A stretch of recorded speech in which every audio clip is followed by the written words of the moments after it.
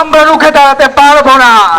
আমি একটা রিপিট কথা আমার সবার উদ্দেশ্যে বলতে চাই, আমরা যদি মরার জন্য সবাই একত্রে আছি তাহলে কেউই মরবো না। আমরা যদি বাঁচার জন্য সবাই এক এক করে পালিয়ে যাই তাহলে সবাই মরে যাবো। এটা কিন্তু মানতে হবে। আমি যখন ডক্টর ইউনূস স্যারের সাথে দেখা করেছি তখন আমাকে বলেছে যে আমরা কোনো সংখ্যালঘু নয়, আমরা সবাই নাগরিক। কিন্তু আমরা তো নাগরিক, আমরা মানি, কিন্তু দেশ তো আমাদের মানছে না।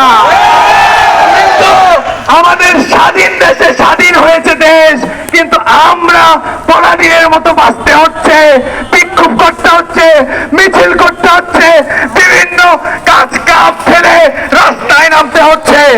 আমাদের ঠাকুরগাঁও, আমাদের দিনাজপুর, আমাদের রংপুর, আমাদের এবং নীলফামারী, আমাদের বিভিন্ন দেশের বিভিন্ন এলাকা এবং বিভিন্ন সেক্টর থেকে আমাদের কোনো বিজ্ঞাপন, আমাদের কোনো সংবাদ প্রতিবেদন এবং জবাবদিহি ওরা তারা করছে না।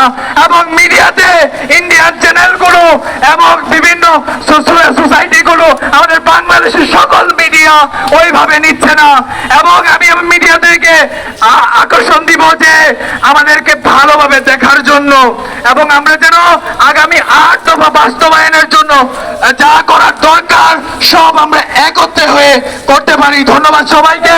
আমি সবাইকে একটা লাস্ট কথা বলবো, আমরা যেখান থেকে পারি না কেন যদি আমরা ডাক দেই অবশ্যই আপনারা আসবেন।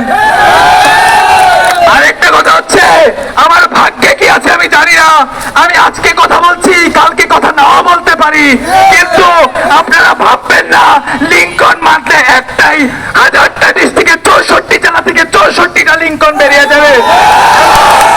আপনারা ভাববেন না আপনারা শুধু সংখ্যালঘু, আপনাদের প্রত্যেকটা মনে এবং প্রত্যেকটা ধ্যান ধারণায় মনে হবে যে আমরা সমন্বয়কের মতো, আমরা এই দেশের সমন্বয়ক, আমরা সবাই একসাথে কাজ করব।